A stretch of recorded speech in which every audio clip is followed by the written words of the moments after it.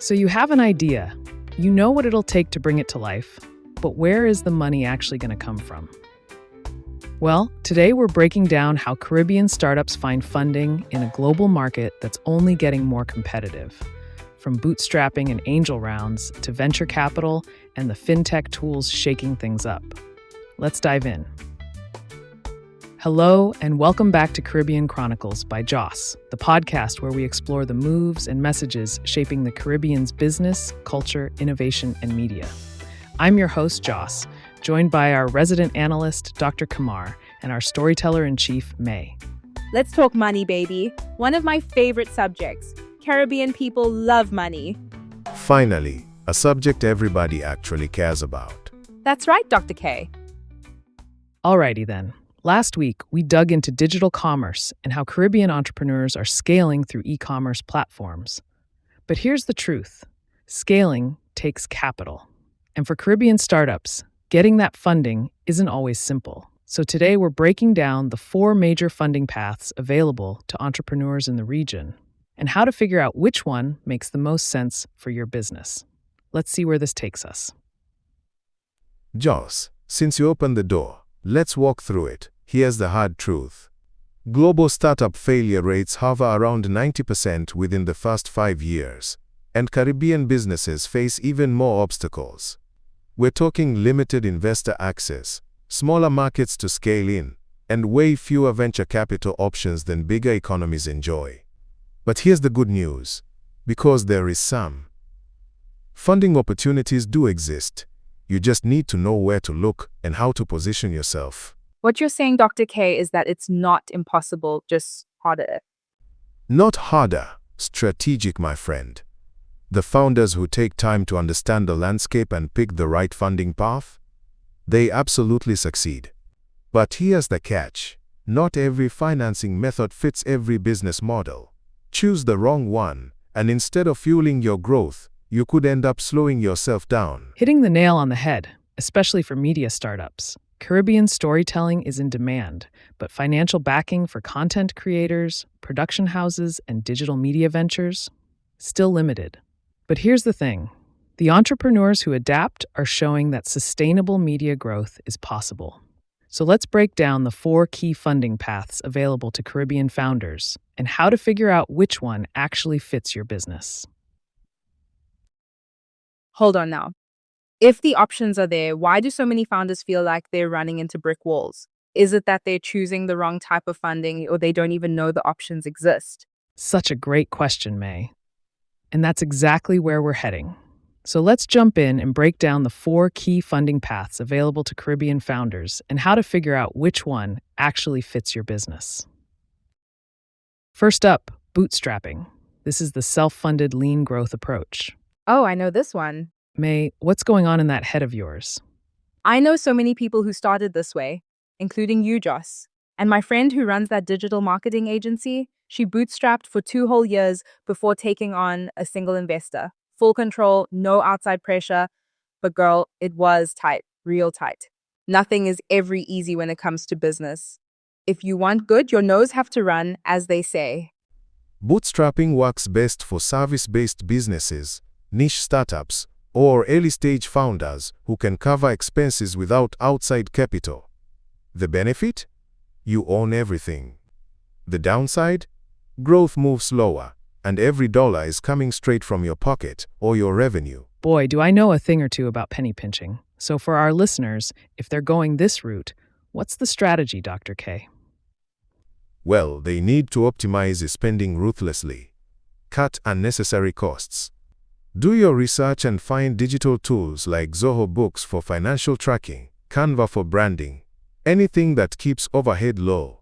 And don't sleep on pre-sales or subscription models. They can bring in early cash flow long before you scale. Dr. K, you know what I'm going to say, right? Let's be real. Not everybody can bootstrap. Some people don't have a pot.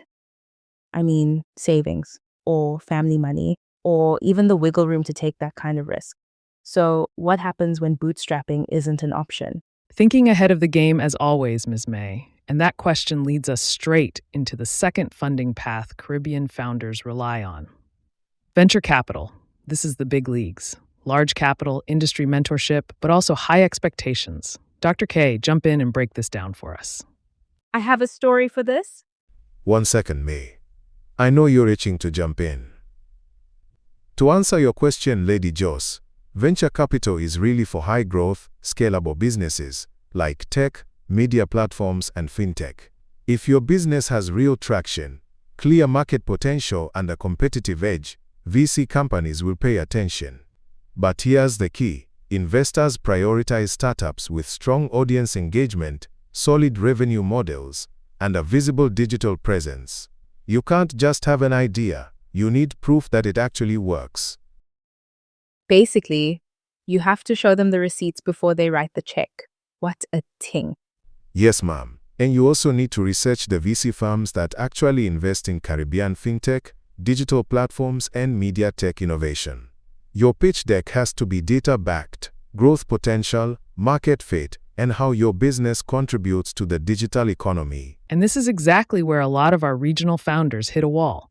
The Caribbean VC ecosystem just isn't as developed or as loudly advertised as places like Silicon Valley or London. Correct, Joss. And yes, there are regional and international VC companies interested in Caribbean innovation. You just have to find them and make a compelling case. Hello, did everyone forget I had a story? Anyway, what about the founders who aren't building the next big tech platform? Not everybody wants to be the Caribbean Silicon Valley superstar. What options do they have? Oh, my apologies, my friend. But that question is actually the perfect setup, because it leads us straight into funding path number 3. And fair warning, I'm about to go on a little rant. Why does it always feel like we have to fight 10 times harder to be seen just because we're from this region? Like we have to prove ourselves more than everyone else, even when the talent is right there?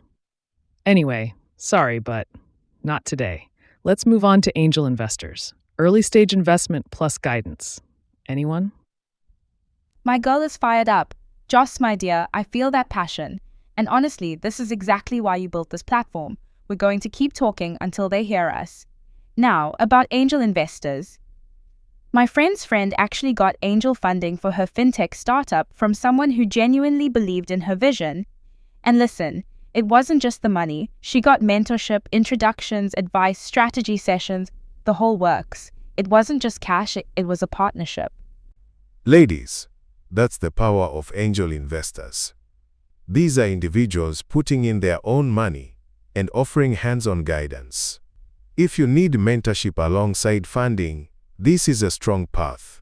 But the key is networking, finding angels who are actually investing in fintech solutions, creative media ventures, and Caribbean digital growth. And let's be honest, there's a downside too. You can lose some control. It's real, and we need to talk about it. Absolutely. The pros and cons are real, and you've got to do your research to figure out what fits your business best. So the big question is, where do you actually find them? I cannot stress this enough to everyone listening. Do your research. Capital is critical to every business, and it should never be taken lightly. For starters, look into fintech accelerator programs, media startup hubs, and even LinkedIn investor circles. And when you reach out, frame your pitch with a clear vision for digital expansion, whether that's financial accessibility, media innovation, or technology-driven content platforms. Dr. K, you know there are people just starting out who don't know any of this.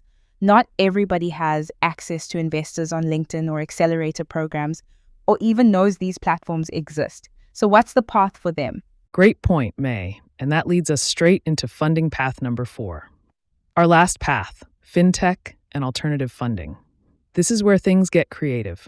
Dr. K, what makes this one different? Well, for starters, this path is for e-commerce businesses, digital platforms, and fintech innovators who want flexible funding without the usual barriers. Think revenue-based financing, where you secure capital without giving up equity, or crowdfunding platforms built for niche audiences. There are also fintech-backed grants and accelerators offering industry-specific support. And honestly, if you are in this category, chances are you've already started doing your homework. As they would say, hack the system approach? In the best way, yes. It's non-traditional, but it works. especially for entrepreneurs who don't fit the VC mold but still need capital to scale. Sounds a lot like what we talked about in our first episode. AI and fintech reshaping how Caribbean businesses operate. Funding is definitely part of that transformation. And honestly, like you said earlier, with all these options, founders need clarity. Choosing the wrong path can slow you down just as fast as choosing the right one can push you forward. Exactly, which is why our key takeaways for this episode are something every Caribbean founder needs to hear. Take it away, Dr. K. It's very important that our people know that funding isn't one size fits all. It depends on your vision, your strategy, and your business model. Bootstrapping gives you control. Venture capital gives you scale. Angel investors give you mentorship. Fintech gives you flexibility. Choose the path that aligns with where your business is and where you want it to go. And don't be afraid to start small, peeps. Plenty founders begin with bootstrapping, then move to angel funding, and eventually raise VC. It's a journey, not a one-time decision or the final destination. You grow into the funding that fits you. I couldn't agree more. Caribbean entrepreneurs are navigating this every single day. And the more we share these strategies, the stronger our startup ecosystem becomes. That's how we build a region where innovation isn't the exception, it's the norm. So before we go, I just want to leave you with this. Money is never an easy topic. Not for the ones just starting out, not for the ones already deep in the grind, and not for the ones trying to climb their way out. Money isn't just something we spend or save, it's energy. And the way we think about it, talk about it, and manage it shapes how it moves through our businesses and our lives. We can't talk about building a business if we're afraid to look at the foundation, how we understand money, how we handle it, and how we pass those habits on. And in the Caribbean, we don't always talk about money openly. Sometimes we don't know how to use it strategically, and that silence becomes a cycle. Poverty is by design. We don't have a money problem. We have an architecture problem. And trust me, that's a whole other episode. But if we can talk about it, really talk about it, we can change the way we grow. Every mickle makes a muckle. Small steps, small shifts, small conversations, they add up. Let's remove the stigmatism around what keeps us thinking small and learn to grow internally so it reflects in our business and daily life externally.